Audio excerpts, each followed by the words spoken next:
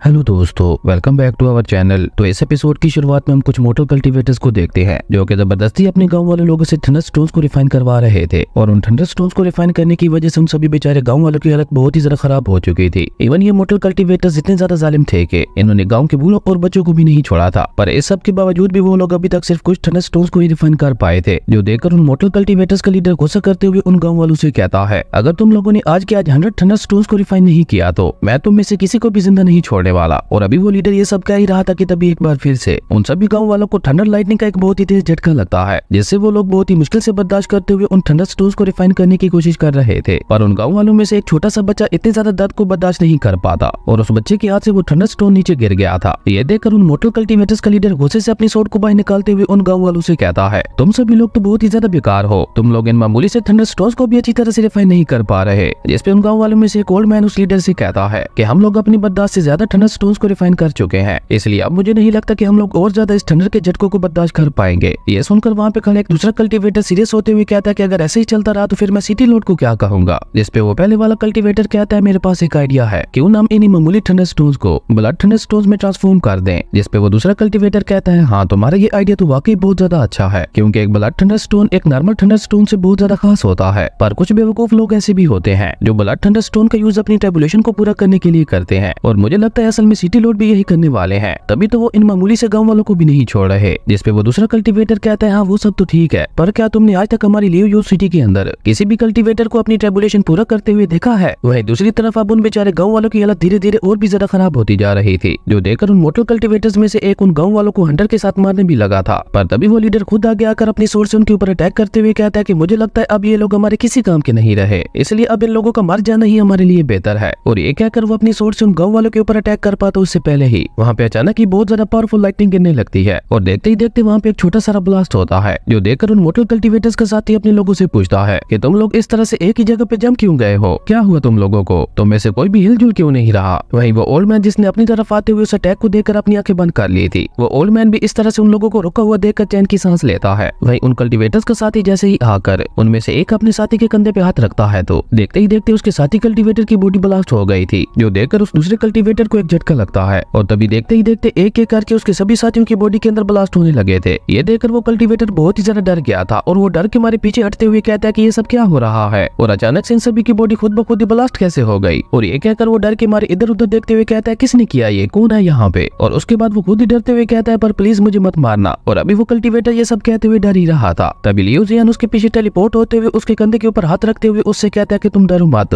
मैं तुम्हें नहीं मारने वाला, क्योंकि मैं तुमसे कुछ पूछना चाहता हूँ। और अपने पीछे किसी को देखकर वो कल्टीवेटर बेचारा और भी ज्यादा डर गया था, और वो डर के मारे लियो जियान से पीछे हटने लगा था। लेकिन उसे कहाँ पता था कि वो पीछे अपनी मौत की तरफ बढ़ रहा है, क्योंकि उसके पीछे एंसेस्टर ज़ू यानी द मर्चेंट ऑफ डेथ खड़ा था। वो उस कल्टीवेटर को देखते हुए कोल्ड टोन में उससे कहता है, मुझे लगता है तुम्हें ब्लड थंडरस्टोन के बारे में बहुत ज्यादा नॉलेज है। और ज़ू यंग को अपने पीछे देखकर वो कल्टीवेटर इतना ज्यादा डर गया था कि वो ज़ू यंग के सामने झुकते हुए उससे माफी मांगने लगा था। उसके बाद हमें एक मेंशन के मेन हॉल का सीन दिखाया जाता है, जहाँ पे उसी कल्टीवेटर का दूसरा भाई उस मेंशन के तीनों एल्डर्स के सामने झुका हुआ था, और आज वो भी अपने भाई की तरह यहाँ पे कुछ थंडरस्टोन्स को रिफाइन करवा के लाया था। पर वो एल्डर इससे भी खुश नहीं होता, और वो थोड़ा गुस्से से उस कल्टीवेटर से कहता है कि तुम इतने ज्यादा लंबे समय के बाद भी सिर्फ इन कुछ ही थंडरस्टोन्स को अपने साथ ले आए हो। जिसपे वो कल्टीवेटर डरते हुए उस एल्डर से कहता है कि मेरे सभी गांव वाले लोग बहुत ही ज्यादा कमजोर हैं, इसलिए वो सभी लोग बहुत ही मुश्किल से बस इन कुछ ही थंडरस्टोन्स को रिफाइन कर पाए हैं। पर इस सब में भी उन सभी की मौत हो गई। उस कल्टीवेटर की ये बात सुनकर वो एल्डर उस थंडरस्टोन को देखते हुए कहता है, मुझे लगता है सिटी लॉर्ड ली की बेटी जो अब बस गोड रियलम तक पहुंचने ही वाली है, पर अभी भी उसे गोड रियलम तक पहुंचने में कुछ ब्लड थंडरस्टोन्स की जरूरत पड़ेगी, इसलिए क्यों ना हम इन मामूली से थंडरस्टोन्स को ब्लड थंडरस्टोन्स में ट्रांसफॉर्म कर दें। जिसपे वो कल्टीवेटर बेचारा डरते हुए कहता है, नहीं एल्डर ऐसा नहीं हो सकता, प्लीज हमारे गांव वालों के ऊपर थोड़ा रहम कीजिए। और अभी वो कल्टीवेटर ये सब कह ही रहा था कि तभी उनमें से एक एल्डर ने उसके ऊपर अटैक करते हुए उसे वहां से पीछे गिरा दिया था। और मेन एल्डर उससे कहता है कि मैं तुम्हें और तुम्हारे गांव वालों को तो छोड़ दूंगा, पर क्या लीजी क्लैन के वो लोग मुझे छोड़ेंगे? असल में मैं कोई जालिम पर्सन नहीं हूँ, मुझे तो ये सब लीजी क्लैन के दबाव की वजह से करना पड़ रहा है। ओके, तो अब मुझे बताओ कि तुम्हारे लोग में से कितने लोग मौजूद हैं जो इन मामूली से थंडरस्टोन्स को ब्लड थंडरस्टोन्स में ट्रांसफॉर्म करने के काबिल हैं? जिसपे वो कल्टीवेटर एक बार फिर से डरते हुए उस एल्डर से कहता है, नहीं ऐसा नहीं हो सकता, अगर आप हमारे गांव के सभी लोगों के पावर्स को भी पूरी तरह से रिफाइन कर लें तो फिर भी आप एक थंडरस्टोन को भी ब्लड थंडरस्टोन में ट्रांसफॉर्म नहीं कर पाएंगे। इवन अब तो मेरे गांव में कोई उन थंडरस्टोन्स को भी रिफाइन करने के काबिल नहीं रहा। उस ओल्ड मैन की ये बात सुनकर वो एल्डर गुस्से से अपना चाय का कप तोड़ते हुए कहता है कि मुझे लगता है लॉर्ड ली वाकई एक बहुत ज्यादा चालाक इंसान है, और अब अगर तुम अपने गांव वाले से उन थंडरस्टोन्स को रिफाइन नहीं करवा सकते तो फिर तुम अपनी बेटी और वाइफ से उन थंडरस्टोन्स को रिफाइन रिफाइन करवाओ, क्योंकि मैंने सुना है कि तुम्हारी बेटी और वाइफ के अंदर भी कल्टीवेशन पावर्स हैं। अपनी वाइफ और बेटी के बारे में सुनकर सिटी लॉर्ड को बहुत ही ज्यादा गुस्सा आता है, लेकिन वो सिटी लॉर्ड उन्हें कुछ कह पाता उससे पहले ही वहाँ पे वही कल्टीवेटर आता है जो थोड़ी देर पहले जुयंग के हाथों में फंस गया था। वो वहाँ आकर सिटी लॉर्ड को आवाज देकर बुलाता है, जहाँ उसके हाथों में 2 ब्लड थंडर स्टोन्स भी थे, जो देखकर सिटी लॉर्ड के साथ साथ उन तीनों एल्डर्स को भी एक झटका लगता है। और सिटी लॉर्ड गुस्से से उससे कहता है कि तुम्हें ये ब्लड स्टोन कहाँ से मिले? कहीं ऐसा तो नहीं कि तुमने इस ब्लड थंडर स्टोन को हासिल करने के लिए हमारे किसी गाँव वाले की कुर्बानी दे दी? पर जो भी हो, तुम इन ब्लड थंडर स्टोन्स को लेकर यहाँ क्यों आए हो? वही उन ब्लड थंडर स्टोन्स को देखकर उन तीनों एल्डर्स की आंखें भी चमक गई थी, और तभी उनमें से एक एल्डर अपने लीडर से पूछता है कि क्या वाकई इनके गांव में कोई ऐसा पावरफुल पर्सन मौजूद था जिसने ब्लड थंडर स्टोन को भी रिफाइन कर लिया? और ये कहकर उस एल्डर ने और ज्यादा देर न करते हुए काफी तेजी से उसी कल्टीवेटर की तरफ बढ़ गया था उससे वो ब्लड थंडर स्टोन्स छीनने के लिए। पर वो एल्डर उस कल्टीवेटर से उन ब्लड स्टोन्स को ले पाता उससे पहले ही उस कल्टीवेटर की बॉडी ब्लास्ट हो गई थी, जिसके इम्पैक्ट की वजह से वो एल्डर भी खिसकता हुआ काफी पीछे आ गया था। और वहाँ पे उनमें से किसी भी पर्सन को कुछ भी समझ नहीं आ रही थी कि अचानक से उस पर्सन की बॉडी ब्लास्ट कैसे हो गई। और अभी वो लोग ये सब सोच ही रहे थे कि तभी देखते ही देखते वहाँ पे सिस्टर जू अपने दोनों डिसेबल्स के साथ वहाँ आ गया था। और रिंजुई वहाँ से आगे आकर उन दोनों ब्लड थंडर स्टोन्स को अपने पास बुलाते हुए उन लोगों से कहती है कि अगर तुम लोगों ने मेरे अटैक्स को झेल लिया तो मैं ये ब्लड थंडर स्टोन्स खुद ही तुम्हारे हवाले कर दूंगी। जो सुनकर वो एल्डर खुश होते हुए कहता है, लड़की मुझे लगता है अभी तक तुम मेरी पावर्स के बारे में कुछ भी नहीं जानती। और ये कहकर उस एल्डर ने आगे बढ़ते हुए अचानक ही रिंजुई के ऊपर अटैक कर दिया था, लेकिन रिंजुई ने उसके इतने ज्यादा पावरफुल अटैक को भी अपनी सिर्फ 2 ही उंगलियों से रोक लिया था, जो देखकर उस एल्डर के दूसरे साथी ने भी आगे बढ़ते हुए अचानक ही रिंजुई के ऊपर अटैक कर दिया था। लेकिन रिंजुई ने यहाँ पे सिर्फ अपने और प्रेशर से ही उन दोनों एल्डर्स को वहीं पे खत्म कर दिया था। जिसके बाद रिंजुई एंसेस्टर जू के पास जाकर उनसे पूछती है, मास्टर मेरा ये अटैक कैसा था? जिस पे जुयंग उससे कहता है कि ये इतना ज्यादा बुरा भी नहीं था, पर अभी तुम्हारी इस अटैक की पावर थोड़ी वीक थी, बाद में मैं तुम्हें एक इससे भी ज्यादा पावरफुल टेक्निक के बारे में बताऊंगा। जो सुनकर रिंजुई भी खुश होते हुए कहती है, ओके मास्टर। और अभी वो लोग इसी तरह से आपस में बातें कर ही रहे थे कि तभी उस मेन एल्डर ने अचानक ही उन थंडर स्टोन्स का यूज करते हुए जुयंग और उसके डिसेबल्स के ऊपर थंडर फॉर्मेशन बना दी थी। और वो एल्डर आकर जुयंग और उसके डिसेबल्स से पूछता है कि क्या तुम सभी लोग इमॉर्टल कल्टीवेटर्स हो? पर तुम लोग जो कोई भी हो काफी ज्यादा पावरफुल, इसलिए अब मैं यहाँ पे तुम लोगों की पावर्स का यूज करके इन मामूली थंडर स्टोन्स को ब्लड थंडर स्टोन्स में ट्रांसफॉर्म करूंगा। और लियूजियन भी उस फॉर्मेशन को देखकर थोड़ा शौक होते हुए कहता है कि ये तो थंडर स्टोन फॉर्मेशन है जिसका यूज थंडर स्टोन्स की पावर को अपग्रेड करने के लिए किया जाता है। जो सुनकर वो एल्डर कहता है, नाइस नाइस,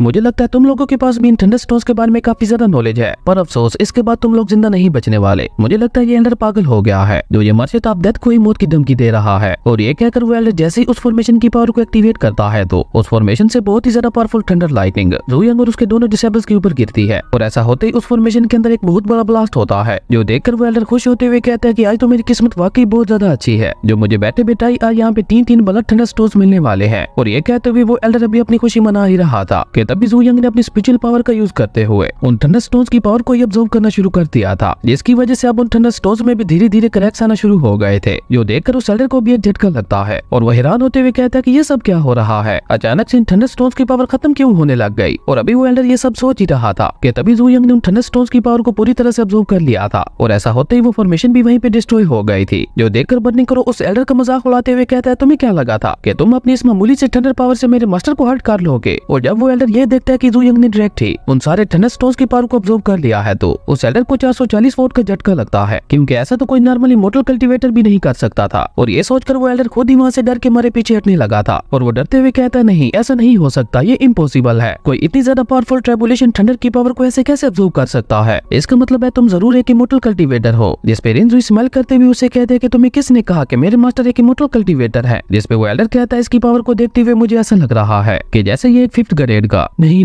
बल्कि ये एक 7th ग्रेड से भी ऊपर का इमॉर्टल कल्टीवेटर लग रहा है। जिस पे रिंजुई दोबारा स्माइल करते हुए उस एल्डर से कहती है, मेरे मास्टर कोई इमॉर्टल कल्टीवेटर नहीं है, बल्कि वो तो बस एक की ग्रेडिंग स्टेज के नॉर्मल से कल्टीवेटर है। अब ये सुनकर तो उस बेचारे एल्डर को अपनी लाइफ का अब तक का सबसे बड़ा झटका लगता है। और अभी वो इस पे कुछ कह पाते उससे पहले जुयंग उस थंडर पावर को देखते हुए कोल्ड टून में कहता है, ये तो बहुत ही ज्यादा बोरिंग है, इसलिए तुम इसे अपने पास ही रखो। और ये कहते हुए जुयंग ने उन्हीं थंडर स्टोन्स की पावर से उस एल्डर के ऊपर अटैक कर दिया था। और जैसे ही वो अटैक जाकर उस एल्डर को लगता है तो वो वहाँ पे दर्द के मारे चिल्लाने लगा था, लेकिन देखते ही देखते कुछ ही पलों में वहाँ पे उसकी बॉडी पूरी तरह से ब्लास्ट हो गई थी। और उसकी बॉडी से एक हाई ग्रेड का ब्लड थंडर स्टोन बाहर निकलता है, जो उड़ता हुआ सीधा जुयंग के पास आ गया था। और जब सिटी लॉर्ड ये देखता है कि वो एल्डर मर गया है, वो भागते हुए जुयंग के पास आकर उसके सामने झुकते हुए उससे कहता है, इमॉर्टल आपका हमें बचाने के लिए बहुत बहुत शुक्रिया, अगर आज आप यहाँ पे टाइम पे नहीं आते तो ये आदमी न जाने कब तक मुझ पे और मेरे गाँव वालों पे जुल्म करता रहता। जिस पे रिंजुई सिटी लॉर्ड से कहती है कि तुम भी इतनी ज्यादा भोले मत बनो, तुमने भी इनकी बातों में आकर अपने ही गाँव वालों को मारने के लिए इन्हें भेज दिया था, तुमने ऐसा क्यों किया? क्या उस वक्त तुम्हें अपने गाँव वालों की याद नहीं आई थी? जिस पे सिटी लॉर्ड बहुत ही शर्मिंदगी से कहता है कि मेरे पास उस वक्त इसके अलावा कोई और रास्ता नहीं था, इसलिए मुझे मजबूरन ऐसा करना पड़ा था। और ये कहकर सिटी लॉर्ड अपनी की हुई गलतियों के लिए वहाँ पे खुद को ही थप्पड़ मारने लगा था। वहीं दूसरी तरफ लियू जियान उस ब्लड थंडरस्टोन को देखकर हैरान होते हुए कहता है ये तो एक हाई क्वालिटी का प्योर ब्लड थंडरस्टोन है। और ये कहकर वो एसेस्टर जू से कहता है एसेस्टर ये ब्लड थंडरस्टोन आगे चलकर हमारे बहुत ही ज्यादा काम आएगा। जिसपे जू यंग उस ब्लड थंडरस्टोन को देखते हुए कोल्ड टोन में कहता है तुम बिल्कुल ठीक कह रहे हो, ये ब्लड थंडरस्टोन वाकई बहुत ज्यादा अमेजिंग है, पर अभी भी ये मेरे लिए काफी नहीं है। जिसपे लियू जियान थोड़ा चौंकते हुए कहता है क्या ये आपके लिए काफी नहीं है? ये ब्लड थंडरस्टोन हजारों थंडरस्टोन से मिलकर बना हुआ है, तो फिर भला ये आपके लिए काफी क्यों नहीं है? जिसपे जू यंग उसे कोई भी जवाब नहीं देता और वो चुपचाप ऊपर आसमान की तरफ देखने लगा था। और जैसे जू यंग ऊपर आसमान में देखता है तो वहाँ पे देखते ही देखते पर्पल थंडर की ट्रेबुलेशन आने लगी थी, जो देखकर इंजू हैरान होते हुए कहते हैं ये तो टॉप ग्रेड की पर्पल थंडर है, इस ट्रेबुलेशन को तो सिर्फ 9 लेवल से ऊपर के इमॉर्टल कल्टीवेटर से समन कर सकते हैं। जिसपे जू यंग ने कोई भी जवाब नहीं देता और वो उस पर्पल थंडर को देखते हुए उसे अपने पास बुलाता है। और जू यंग कैसे कहते ही वो पर्पल थंडर सीधी आकर उसी ब्लड थंडरस्टोन के ऊपर गिरती है। और ऐसा होते ही लियू जियान और इंजू भी दोनों उड़ते हुए पीछे चले गए थे और उसी के साथ उस पर्पल थंडर लाइट की वजह से वहाँ पे बहुत ही ज्यादा पावरफुल एनर्जी रिलीज होने लगी थी। और तभी देखते ही देखते थोड़ी ही देर में वो ब्लड थंडरस्टोन पर्पल थंडरस्टोन में ट्रांसफॉर्म हो गया था, जो देखकर तो लियू जियान को अपनी आंखों पे यकीन ही नहीं हो रहा था कि वो रियल में एक पर्पल थंडरस्टोन को देख रहा है। और लियू जियान यहाँ पे हैरान होते हुए कहता है कैसा कैसे हो सकता है, मैंने तो सुना था कि पर्पल थंडरस्टोन बहुत टाइम पहले ही हमारे इस वर्ल्ड से डिसअपीयर हो गए थे। पर जू यंग यहाँ पे उस पर्पल थंडरस्टोन को भी देखते हुए कहता है कि ये भी काफी नहीं है। और जू यंग कैसा कहते ही वो purple thunder lightning golden thunder lightning में ट्रांसफॉर्म हो गई थी। और गोल्डन थंडर लाइटनिंग को तो देखकर बेचारी रिंजुई को भी विश्वास नहीं हो रहा था कि वो अपनी आंखों से गोल्डन थंडर लाइटनिंग देख रही है। और ये सोचकर रिंजुई खुद ही हैरान होते हुए कहती है कि मैंने तो सुना था कि गोल्डन थंडर लाइटनिंग को सिर्फ लेजेंडरी इमॉर्टल किंग ही समन कर सकता है, पर इसके बारे में भी कहा जाता था कि ये बस एक अफवाह है। और तभी वो गोल्डन थंडर लाइटनिंग भी नीचे गिरने लगी थी, जो देखकर रिंजुई और लियू जियान पहले ही वहाँ से दूर हट गए थे। इवन उन दोनों ने उस गोल्डन थंडर लाइटनिंग से बचने के लिए अपने अपने सामने एक शील्ड भी लगा ली थी। और यहाँ पे हमें जू यंग के एक मर्चेंट बोट का रूप भी देखने को मिलता है। और उस गोल्डन थंडर लाइटनिंग की वजह से वो पर्पल थंडर स्टोन देखते ही देखते गोल्डन थंडर स्टोन में ट्रांसफॉर्म हो गया था। और उस गोल्डन थंडर स्टोन को देखकर लियू जियान और रिंजुई को एक बार फिर से झटका लगता है। और लियू जियान हैरान होते हुए कहता है कि मुझे तो लगा था कि गोल्डन थंडर स्टोन बस एक अफवाह है और ये रियल में एग्जिस्ट नहीं करता। लेकिन जू यंग यहाँ पे गोल्डन थंडर स्टोन को भी देखते हुए कहता है कि ये भी काफी नहीं है। और जू यंग कैसा कहते ही वो golden thunder lightning black thunder lightning में ट्रांसफॉर्म हो गई थी। और अब तक रिंजुई को इतने ज्यादा झटके लग चुके थे कि वो ब्लैक थंडर लाइटनिंग को देखकर इतना ज्यादा शौक नहीं होती। और वो एसेस्टर जू की तारीफ करते हुए कहती है कि मुझे पहले ही लगा था कि हमारे मास्टर किसी गॉड से भी ज्यादा पावरफुल है, क्योंकि ये ब्लैक थंडर लाइटनिंग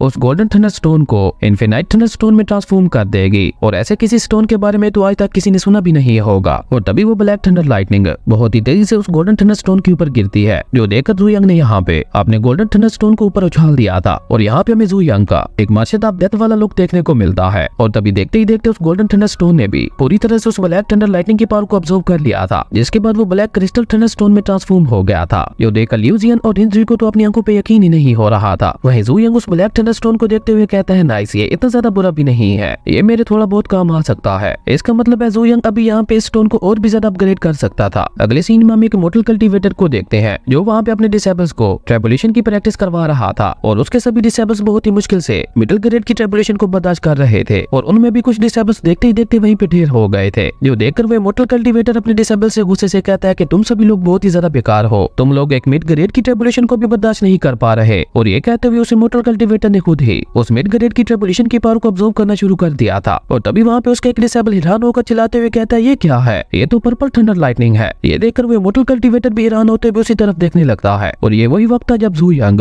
अपने ब्लड थंडर स्टोन को अपग्रेड कर रहा था। और तभी देखते ही देखते वो purple thunder lightning golden thunder lightning में ट्रांसफॉर्म हो गई थी। और उसके थोड़ी देर बाद ही वो ब्लैक थंडर लाइटनिंग में ट्रांसफॉर्म हो गई थी, जो देखकर वो इमॉर्टल कल्टीवेटर बहुत ही ज्यादा खुश हो गया था। और वो इमॉर्टल कल्टीवेटर यहाँ पे खुश होते हुए कहता है कि मुझे लगता है ये एक और मिरेकल है, इसका मतलब है खुद गॉड भी मेरी हेल्प करना चाहता है। और ये कहकर वो इमॉर्टल कल्टीवेटर ऊपर हवा में उड़ते हुए कहता है कि मुझे जल्द से जल्द इस थंडर लाइटनिंग के सोर्स को हासिल करना होगा। और ये कहते हुए वो इमॉर्टल कल्टीवेटर वहाँ पे बहुत ही ड्रामनी हंसी हंसने लगा था, जिसका मतलब था कि उस इमॉर्टल कल्टीवेटर के इरादे बिल्कुल भी नेक नहीं है। और इसी के साथ हमारा ये अमेजिंग एपिसोड यहीं पे खत्म हो गया था। दोस्तों अगर आपको ये वीडियो अच्छी लगी तो लाइक कर दें, और अगर चैनल पे नए आए हो तो सब्सक्राइब करते जाना। तो मिलता है एक न्यू वीडियो में, तब तक के लिए बाय।